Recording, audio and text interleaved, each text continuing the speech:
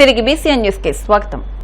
Bus ప్రయాణం చేసే ప్రయాణికుల భద్రతల దృష్ట్యా తూర్పు గోదావరి జిల్లా నిడదవోలు నియోజకవర్గం విజ్ఞేశ్వరం గ్రామానికి చెందిన యువకుడు గౌరీశంకర్ నాగబాబు, అతని టీం సభ్యులు అనిత, లింగేశ్వరి, ప్రవల్లిక సూర్యలు కలిసి చేసిన సాంకేతిక పరికరం తనను ఎంతగానో ఆకట్టుకుందని మంత్రి కందుల దుర్గేష్ పేర్కొన్నారు. అతి తక్కువ ఖర్చుతో అధునాతన సాంకేతికతో ఏర్పాటు చేసిన ఈ పరికరం బస్సు ప్రయాణాన్ని మరింత సురక్షితంగా, సునాయాసంగా చేస్తుందన్నారు. ఇంత చిన్న వయసులో ఇంతటి సాంకేతిక పరిజ్ఞానంతో తయారు చేసిన ఈ ఇంటాక్ట్ వ్యాలీ అనే పరికరం ప్రజలకు చాలా ఉపయోగపడుతుందని ఆయన భావిస్తున్నానన్నారు. వీరు భవిష్యత్తులో ఇలాంటి సృజనాత్మక ఆవిష్కరణలు ఎన్నో చేసి ఉన్నత స్థాయిలో ఉండాలని ఆయన ఆకాంక్షించారు. విజయశ్వరం గ్రామానికి గౌరీశంకర్ మన యొక్క యంగ్ టీమ్ తోటి వాళ్ళ బస్సుల్లో సురక్షితమైనటువంటి ప్రయాణం చేయడానికి వీలుగా ఒక తక్కువ ఖర్చుతోటి తయారైనటువంటి ఒక ఆపరేటర్స్ తయారు చేసి ఫుట్బాల్ ప్రయాణం ఎంత ఇబ్బందో దాన్ని ఏ రకంగా అధిగమించవచ్చో, అదే సమయంలో బస్సు వెళుతున్నప్పుడు తర్వాతి బస్ స్టేషన్ ఏదో తెలియజెప్పే విధంగా, దాంతోపాటు వివిధ రకాల వ్యాపారాలకు సంబంధించిన వారి యొక్క అడ్వర్టైజ్మెంట్ కూడా ఇచ్చే విధంగా మల్టీపర్పస్ ఆపరేటర్స్ తయారు చేసి ఇవాళ మన ముందు నిలబెట్టారు. ఇది నిజంగా ఎంతో ఉపయోగపడేటువంటి అంశం. ఇంత ఇన్నోవేటివ్ గా ఈ వయసులో ఆలోచించి ఈ కార్యక్రమాలు చేస్తున్నటువంటి యంగ్ టీమ్ ని నేను ప్రత్యేకంగా అభినందిస్తూ, రాబోయే రోజుల్లో ఒక మంచి పారిశ్రామిక అదేవిధంగా సమాజానికి ఉపయోగపడేటువంటి మంచి ఆలోచనలతోటి ఒక ఇన్నోవేటివ్ విధానంలో కార్యక్రమాలను తీసుకువెళ్లాలనేటువంటి మాట మోసుకుంటూ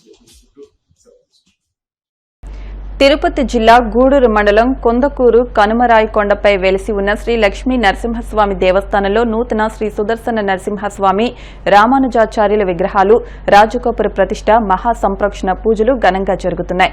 ఈ కార్యక్రమంలో భాగంగా విశ్వకేశన పూజ, అగ్నిమదనం, బింబవాస్తు, పలు రకాల సుగంధ ద్రవ్యాలతో అభిషేకం, లఘు పూర్ణాహుతి అనంతరం మంగళ వాయిద్యాల నడుమ నూతన విగ్రహాల గ్రామోత్సవం వైభవంగా జరిగింది. భక్తులు అధిక సంఖ్యలో పూజా కార్యక్రమాల్లో పాల్గొని తీర్థ ప్రసాదాలు స్వీకరించారు.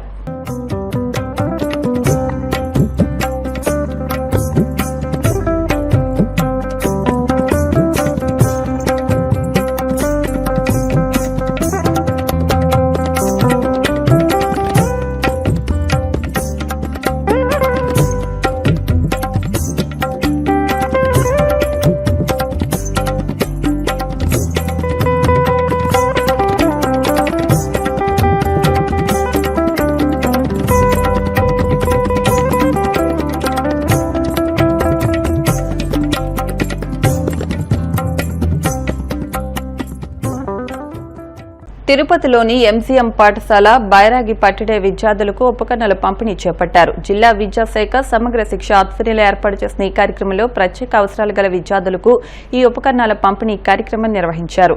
ఈ కార్యక్రమంలో తిరుపతి జిల్లా collector S Venkateshwar, MLA RN Srinivasulu పాల్గొన్నారు. ఈ సందర్భంగా వారు మాట్లాడుతూ కూటమి ప్రభుత్వం విద్యా వ్యవస్థకు అత్యధిక ప్రాధాన్యత ఇస్తోందని తెలిపారు.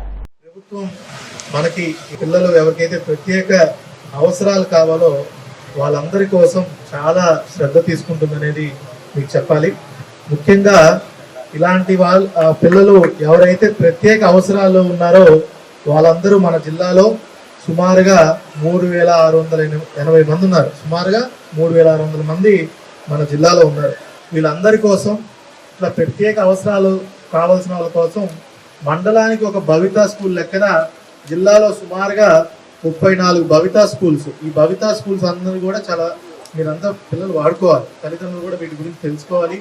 ఈ భవితా స్కూల్స్లో ఏంటంటే మామూలుగా ఇలాంటి పిల్లలు రెగ్యులర్ స్కూల్స్లో చదవడం కొంచెం ఇబ్బందులకు గురవుతున్నారని ప్రభుత్వం ఈ భవితా స్కూల్స్ని ఏర్పాటు చేయడం జరిగింది.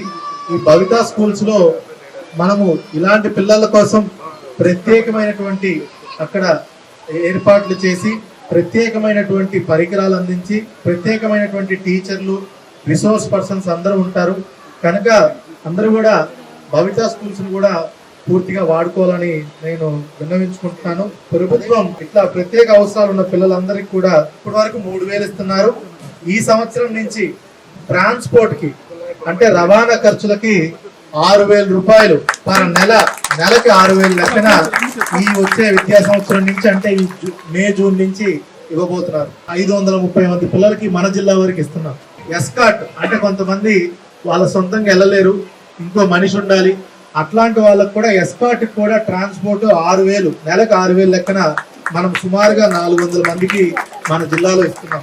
ఆడపిల్లల కోసం ప్రత్యేకంగా స్టైఫండ్, ట్రాన్స్పోర్ట్ కాకుండా ఆడపిల్లలు ఎవరన్నా ఉంటే అదనంగా ఇంకొక 2,000 రూపాయలు మనము ఇలాగ ప్రత్యేక అవసరాలు ఉన్న పిల్లలకి 2,000 రూపాయలు నెలకి ఇస్తున్నాము. అట్లా ఒక 1000 మందికి ఈ సంవత్సరం మనం ఇస్తున్నాం.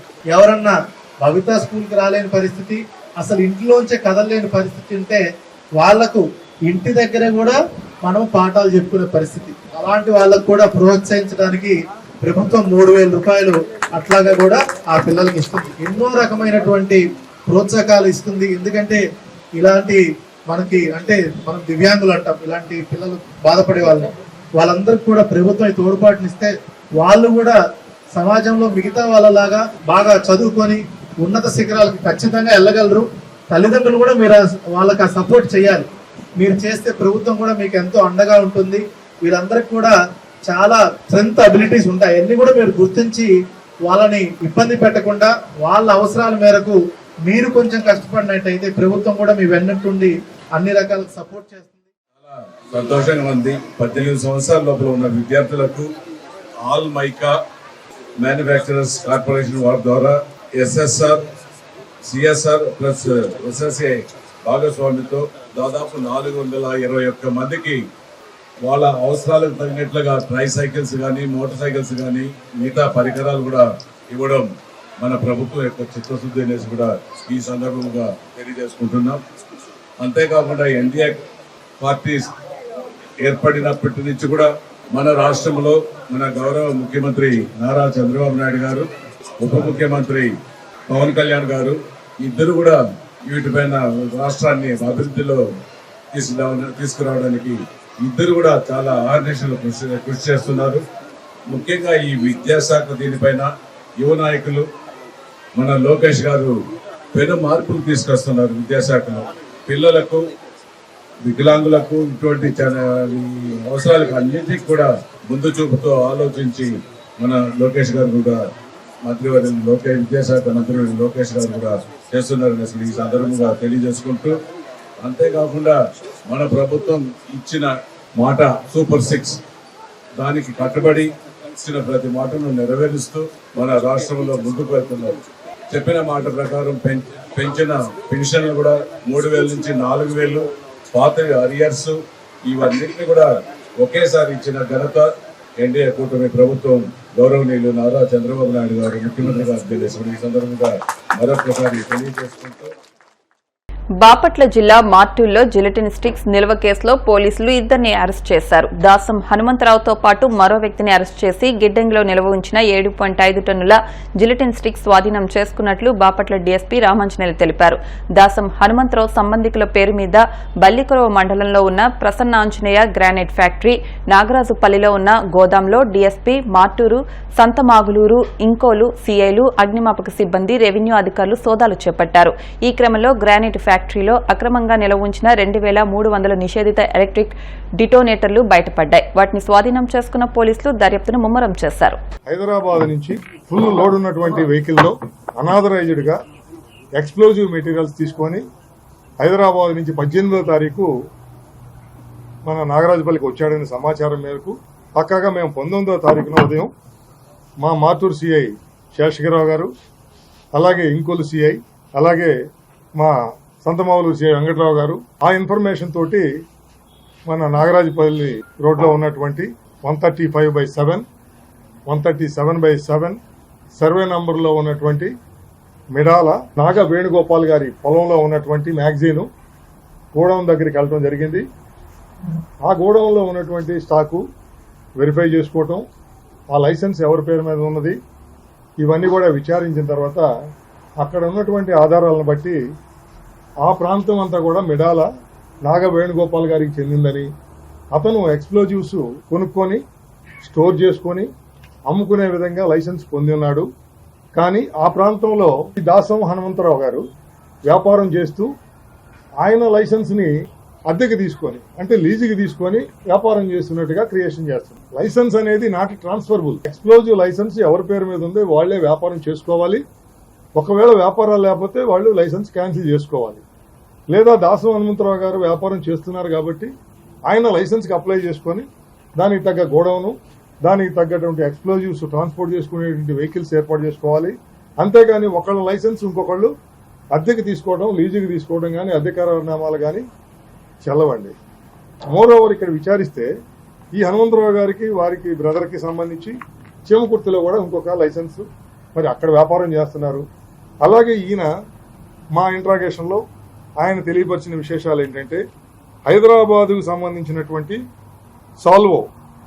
సాల్వో ఇండస్ట్రీస్ నుంచి ఆయన మెటీరియల్ పర్చేజ్ చేయటం, ఆథరైజ్డ్గా ఎవరైతే మన ఈ చుట్టుపక్కల ఉన్నటువంటి క్వారీస్లో బ్లాస్టింగ్ కోసం ఆథరైజ్డ్గా ఉన్నటువంటి వ్యక్తులు, వాళ్లతో పాటు అనాథరైజ్డ్ వ్యక్తులకి ఈ మెటీరియల్స్ సప్లై చేయడం జరుగుతుందని గత కొంతకాలం నుంచి. ఆ విధంగా వెరిఫై చేయటం వల్ల అక్కడ వేరియేషన్గా ఉన్నటువంటి స్టాక్స్ ఉన్నాయి. కొన్ని ఆ స్టాక్స్ ఎక్సెస్ ఉన్నాయి, కొన్ని షార్టేజ్ ఉన్నాయి.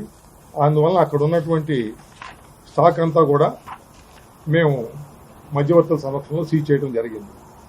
అలాగే ఈ వెహికల్స్లో ట్రాన్స్పోర్ట్ చేసే వెహికల్స్ 2 ఉన్నాయి. ఒకటి అశోక్ లైలాండ్, రెండోది బొలెరో వాహనం. ఎక్కడైనా వెళ్ళినయేమో క్షుణ్ణంగా పరిశీలించడం జరుగుతుంది. దర్యాప్తులో భాగంగా ఈ మనీ ట్రాన్సాక్షన్స్ కానీ ఇంకేమైనా ఎవరెవరితో సంబంధాలు ఉన్నాయని అన్నీ కూడా భవిష్యత్తులో తేటతెల్లమవుతుంది. మీడియా మిత్రులకు అందరూ కూడా భవిష్యత్తులో తెలియపరుస్తుంది. వార్తలు ముగించే ముందు ముఖ్యాంశాలు మరొకసారి.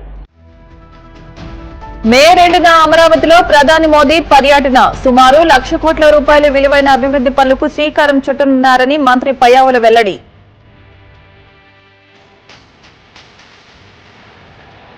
కూటమి ప్రభుత్వంలో ధర్మ పరిరక్షణ కరువైందన్న వైసీపీ మాజీ ఎమ్మెల్యే మల్లాది విష్ణు. శ్రీకూర్మంలో నక్షత్ర తాబేళ్లు చనిపోవడమే ప్రభుత్వం నిర్లక్ష్యానికి నిదర్శనమని ధ్వజం.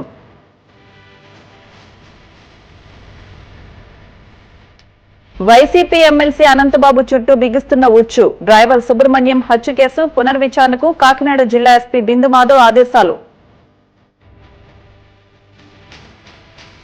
ప్రజా సమస్యల పరిష్కార వేదికలో అందిన అర్జీలను త్వరితగతిన పరిష్కరించండి. అధికారులకు కడప జిల్లా కలెక్టర్ శ్రీధర్ చెరుకూరి ఆదేశాలు.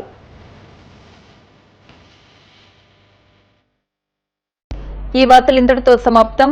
మరిన్ని వార్తల కోసం VCN digital YouTube channel, Facebook page ను ఫాలో అవ్వండి. అప్డేట్ వార్తల కోసం ప్లీజ్ సబ్స్క్రైబ్.